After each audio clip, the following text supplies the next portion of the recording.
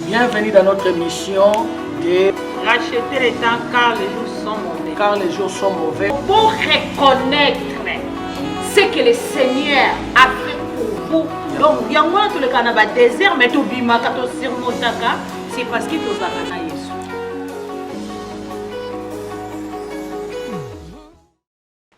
Bienvenue dans l'émission d'Abissou Alléluia. Racheter les temps car les jours sont mauvais. Car les jours sont mauvais, émission Auto Salaka pour une petite exhortation. Il y a 20 minutes, mais parfois, peut-être au thème des âmes à la moto, je expliquer moi ma cambo, tout qui n'a même jusqu'à 30. Alors, avant de prendre l'émission d'Abissou, tu rappelleras que cette émission est une émission 100% Jésus-Christ. Que vous s'abonner, que vous liker, que vous aimer, surtout que vous partager. Tout ça, vous avez commentaire na bino. Alors, tu vous bonde là. Nzambe to rendre gloire et paix na yo pour na mukolo malamu grâce au salut surtout la émission à lelo. Tout tika on a maboko no Saint-Esprit soit les devant. Minoko ezala biso kasi malobe ezala yo. Seigneur tika maele na yo dominer abiso. To pamboli Nzambe na kombo na Yesu Masia to bondeli. Amen. Amen. Mama tilo toujours le belasir cause la riche pour Nzambe. Être riche pour le Seigneur. Être riche pour Jésus. Être riche pour Rome et Nzambe. Alors, obi ke batu mingi ba se kosataka mingi baza la riche pour la tina na bango moko. Mais pour la tina na bokozi na Nzambe aza riche te. Aza na eloko te. Nangi tanga verset moko awa chapitre moko verset moko to parabole moko na Luc chapitre 12 tozoba nango à partir ya verset 16 joa temps penza ya kolanda biso 20 minutes eza ebele te nzamba kosunga yo Bible bina biso. Alors il dit une parabole. Les champs d'un homme avaient remporté beaucoup. Et il pensa à lui-même en disant, qu'est-ce que je ferai car mon dépôt est trop petit pour ma récolte. Alors il dit, je sais ce que je ferai. Je détruirai l'ancien dépôt. Je construirai un dépôt plus grand que celui-là. Et je dirai à mon âme, et je construirai un dépôt plus grand que celui-là, et je garderai toute ma récolte. Je dirai à mon âme, tu as beaucoup de biens en réserve pour beaucoup d'années. Prends plaisir, mange, bois et sois dans l'allégresse. Mais Dieu lui dit, insensé, cette nuit même, ton âme te sera réclamée, et les choses que tu as réservées, pour qui seraient-elles? Il serait ainsi pour celui qui amasse beaucoup de trésors pour lui-même, mais il n'est pas riche pour le Seigneur. Il n'est pas riche pour le Seigneur. Asa riche pour le Seigneur, il n'est pas riche pour Dieu, il n'est pas riche pour le royaume des cieux. Maman Martine, total une parabole au bien. Biobi bilanga ya mutu moko ebotaki biloko ebele. Alors abandi koloba bilanga nanga eboti ebele mais dépose kana bomba biloko eza mokie. Na kosala nini? Alobi nakobuka dépôt ya kala. Na kotonga ya munene. Jusque là Nzamba za na problème na yete. Soki bilanga na oto musano eboti mbongo ebele bazo futo mbongo ebele, Dieu n'a pas un problème avec ça. Soki pa obi que non, banque esika na bombe na kambongo nanga na ko changer banque wana poza na intérêt mingi te na tiango na banque mususu. Nzamba za na problème te. Aza na problème na yote. Mais tango ekomi égoïsme. Alobi na kotonga ndako ya munene pona bomba biloko na nga nyonso. Na koloba na ame nanga zala na esengo. Tonda na esengo parce que lia mela sepela parce que ozana biloko ebele pona bambula ebele komitungisa te mbamoko nzamba bengi ye zoba. Mama matizwa na yo Pasteur Gilles, Nzamba bengi ye zoba parce que ya liboso moko ya caractère ya Nzambe alinga ba égoïste te. Amen. Tokiti na Matthieu 25 toki na ba 35 kuna alobi tangu nazalaki na nzala bopesaki nga biloko na kolia. Bon nzambe alingaka tangu yo oza nango opense mpe na baninga mosusu pasteur Gilles. Nzambe alingi tozala azaki trop personnel. Tango alingi abomba mbongo ne po ebota ezaki mabete. Mais tango atie batu a écarté batu abandi ko compter ka selfish na anglais babengi. Donc ngamo kaka. Amna nga kaka. Ndaku na ngai biloko na ngai. Do yo tamu taoleka na balaba pasteur Gilles elobelaki eloko mon côté. Atamu tazo souffrir pembe na yo oyebinde ba pesa consolation te. Donc aotala ka yé. Tango akomaki na niveau na nzamba bengi ye insensé. Donc alaki donc nzamba lingi biso to penser sur biso monte to zaka trop personnalité. Parce que musana nzambe papa Gilles ezana bato ebele ba vivant na mokili ba ota la place ya lobité. Omoni azotaka pour lelo ndaku nanga kolia. Na tonga na salo bien. Na prouver batu kenga pe na vivre kanga pe na za malamu ce qui n'est pas mauvais nzamba lingate to za na pasa lingato za bien. Mais eloko moko nzamba lingaka tangu nazaki na nzala est-ce qu'on pense ki pe na kopesa nga mai na komela. Donc nazanga ki bilei na kolia est-ce qu'on pense ki pe inazanga ki lamba kolata o pense ki na kopesa ngelo kona bomba nzoto. Place wana nde nzamba talela kabana nzambe qualité ya mwana nzambe pasteur. Po bozwinyo so zaki nango ndako nga tonga e pa na nzambe bi buzoba. Et bien buzoba parce que nzamba bi na insensé olosa la programme moyebite ke lelo kaka na butu ozotika ngo ozotika yango. Na ebite azotika ngo na parce que azaki insensé to zaki plan nzambe ou bien nzambe zo pesa ke kanda po azoye kana na butu wana.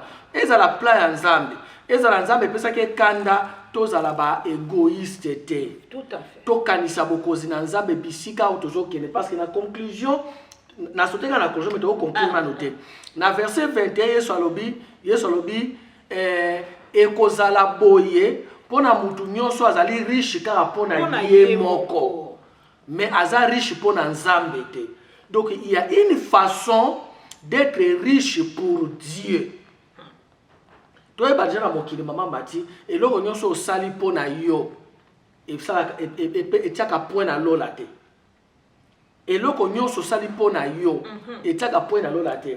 Même tango kabeli mutu mbongo po a reconnaître yo etiaka point na lola te. Yango tozomona pe mingi na mokili pe bato bazobuka mingi ingratitude.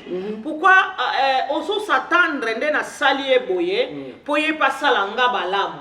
Oto semaka pasteur to semaka pona mutute parce que mutu moto akozong silo bolamo yo salier merci nango mutu akokate par contre na mutu so tiene mo elikia parce que écoute orozo déception mais to semaka c'est parce que ça ne sika moko livre de souvenirs ezali yo na pe muta recommander biso j'avais faim vous m'avez donné à manger na zanga kibilei bo pesa kinga bilo ya kolia ba parabole na pasteur Gilles ba juste batuna ki bazaki étonné même koni yo zaki na nzala mukoni yo zaki na prison muskoloni yo zaki na mboka étranger obiso to pime to yambaki yo yeso ko koloba na bango kake non c'est parce que nazo luka abi à chaque fois tant bozo sala yango boyi ba ke to so sala ngo pai na ye do to sala ka to sala pona mutute to sala ngo pona pa ya batu to sala ngo pona nzambe nzamba linga to penser pona ye parce que yim t'a recommandé biso ya ko sala le bien. Il est vraiment matique que surtout sala mutu bolamu et c'est important aux la reconnaissant. Très important pasteur. Très important parce que ça mutu à reconnaissant mais yango ndete et au sala biso ke to pesaka po mutu afuta biso mais to ça na posa reconnaissance parce que to mona ki nzambe pe asengaki Moïse après kobimisa bana Israël na boumbu na exode du pasteur to moni ke nzambe Moïse sima kozonga pa bana Israël azokisaki bango na reconnaissance on nzamba sa ki bango bi pensez à ce que le Seigneur a fait pour vous quand vous étiez en Égypte na maboko ya Pharaon a se souvena ki na bango ye moko Yesu Kristo ba bengi modèle na biso akutana ki na nef de di le pré moko na lukaki epona alukaki ba nef wana pona ni pasteur azaki na posa pe bazonga ba ya kopesa merci parce que reconnaissance nzamba za na posa na o makasi Bible bi na biso eloko nino zana ngo o nzamba pesa ki yote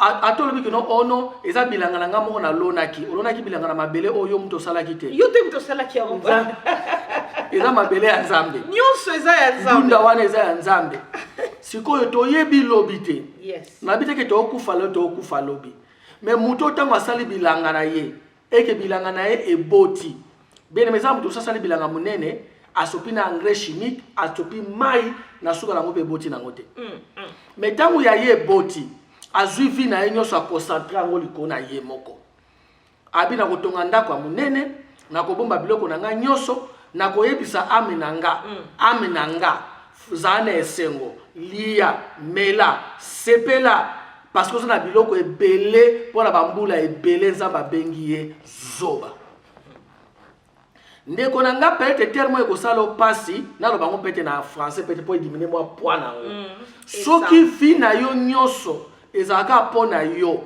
mpo na ndako na yo okanisaka nzambe te okanisaka bato baa na pasi te yebaki na lola nzambe abengaka yo essence nzambe azobenga yo essence parce que awa tozofanda libela te eza na bisika toke kofanda libela sika toke fanda libela nde bisika tofo otonga ndako oyo okofandela libela mama mati ndenge nini sikoyo moto akomi tu na question alobi comment être riche pour Dieu parce que bible lobi yesu alobi te awa ke non nzambe asilikaki mpo bilanga nde eboti asilikaki mpo abombaki mbongo mais asilikaki parce que azalaki égoïste il était riche pour lui-même mais il n'était pas riche pour Dieu pour le Seigneur comment être riche pour le Seigneur maman Mati Pasteur Gilles, comment être riche pour le Seigneur tokomaka riche epai na nzambe et quand tozos contribuer na œuvre na ye moko nango yango wana c'est-à-dire ntango oyo ozozwa ozali kopromouvoir ozali kosoutenir avancement ya royaume ya nzambe yes tu es riche pour le Seigneur oza riche pour le Seigneur ozotambola ne eza na mutu musu Pasteur Jules église etali ete eza charge ya pasteur tala place ba chrétien bien ba na nzambe bele baza ko se tromper bazo sa be erreur sans que ba yeba église eza ya pasteur te bible bi moto na muta ko futa ma selon ses œuvres donc misala auto kokoma riche pour na Seigneur tangu yo yaka na église ko yaka ka te na kati na église pour na ye ko sambela mais lata église na kati na yo lata église est-ce que église a besoin de quoi parce que yango na déjà ko koma riche pour le Seigneur donc yo zo yeba ko lata souci ya musana nzambe nzambe pa ko lata souci na yo Pasteur Gilles maman Mati c'est-à-dire être riche pour le Seigneur tolobi eloko moko contribuer na avancement ya royaume ya nzambe oyebi na Matthieu na Luc 8 bilobi il y avait des femmes qui accompagnaient Jésus ezalaki mwasi ya etanda Hérode bazalaki bilobi qui soutenaient son ministère avec leur bien eza na basala nzambe ebele baa na maloba na nzambe moyen nde ezangi bango te basu babomba mina ba fin fond muta obimisa bango azate bien aimé dans le Seigneur mbongo na yo ozozwa tika e contribuaka pe mpona mosala na nzambe komona te ke pasteur nyonso asenga mbongo oza na campagne to na nini c'est vrai faut prier mais komona bango so ba escroter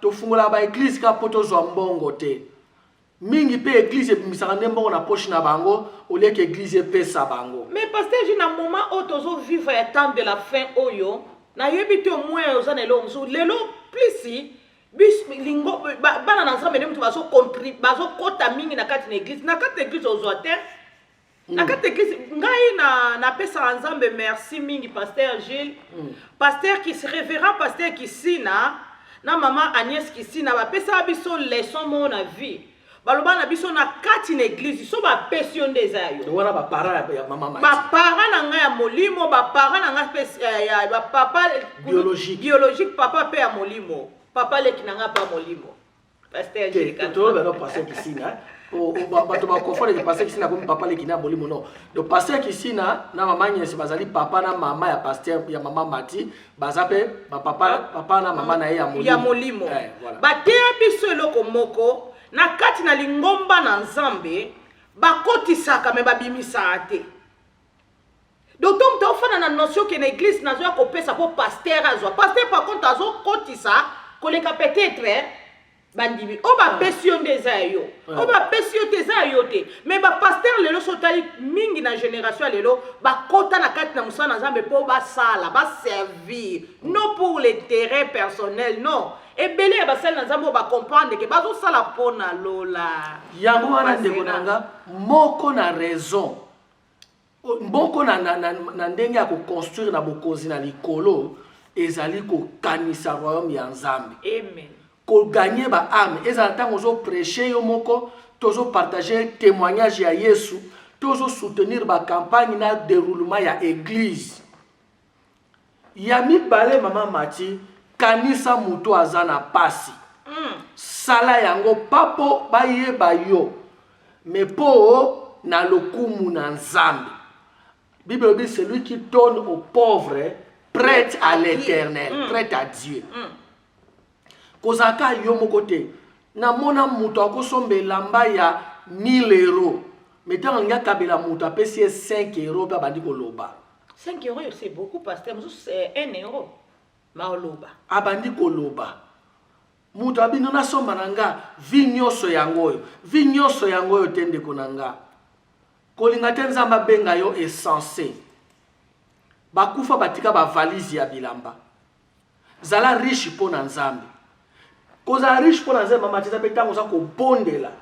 Pona avancement ya royaume ya nzambe, pona milimu na bato ebika. Amen, pasteur Gilles. Tozana posa mbongo mel et oui ça le plus important na kati vraiment ya kozala riche lisusu moko pasteur a souligné eza tango yozo mema lingomba na mabondelu ou corps du Christ. Parce que nzamba zana posa ba âme. Nzamba yaki po ba âme za la sauver. Tango yozo porter fardeau ya ko bondelaka eza mutusu pasteur azana posa pesa manzana ngote. Mais yazo ka fardeau ya ko bondelaka. Pona ba âme ya bato nzambe moko pe ya ko préparer kozala riche pona nzambe. Oh ndeko na ngai azalaki oyo azalaki na bilanga kuna ki biloko nyonso mais na suka nzamba benge essentiel. Pourquoi? Parce que abandeka ko compter sur lui-même. On nzamba lingi to kontaka pe na musala na ye. Tola ta fardeau na mabondeli na ko soutenir œuvre de Dieu. Tola ta fardeau na ko pesa pe na ko soutenir œuvre de Dieu. Moko na yango pasteur alobi eza ko bondela. Nzamba za posa prière na yo. Et ça peut-être na mwana nzambe mo bakangie quelque part. Mais li bondeli na peut-être yango mtesala ke mtu ana bima. Donc prière na yo nzamba za na ngoposa. Récapitulation rapidement mama Mati ndeko nanga mokilo eza molaite. Zala riche pona nzambe parce que kuna ndeska okene ko umena libela. Amen. Mingi bakufa lelo batiki ba mitu ka batiki bandako. Ko développer égoïsme na kati na vie na yote. Soko za na ngweza ya yo. Okena église zo mona pozo ka passer azobela ki tona posa eloko boy okani mute metali yote. Metango zongi na ndawo yeke no guchi moko bimi kuna pa onko bimisi mbongo na bank osombi. Soko ke ilelo nana kotika la kolata ngo. Kanisa Yesu Masia. Nzamba bengi est censé aujourd'hui même ton âme te sera réclamée. Et na butu wana akufi bilanga nyonso etikali. Mingi ba okota na lola a se retrouver que no azana ndaku te bake batie bisika ya bato nyonso. Ko ba place eza ya pour lola eza na ba différence ba différentes places. Yo ozos otia nini kuna? Osepelisa mutema ya nani? Osekisa mobola nini? Oyembisa veve nini nzembo? Kanisa ndeko na ngai. Kozala égoïste te pona yo moko kaka. Mutu moko asale prière binzambe pambola ngai na mwasi na nga, na mwana na nga Jean, na mwasi na ye, mutu musote, suka wana. Bien aimé kanisa batu. Obasa na pasi. Yes. Umitala akayo moko te. To komi na suka, to ko kena émission ata 30 minutes. Mais kolinga te nzamba benga yo essentiel. Prier. Zambe na kombo na Yesu Masia na tiki liboto na maboko na yo. Waza ye concentre kaka na ye moko egocentrisme. Nzambe mutema ne simbama. Ayeba ke mukoleza yeto kotika nyonso. Na kombo na Yesu Masia. Amen. Amen. Nzamba pambola bino. God bless you. God bless you, Sister Divine. God bless you.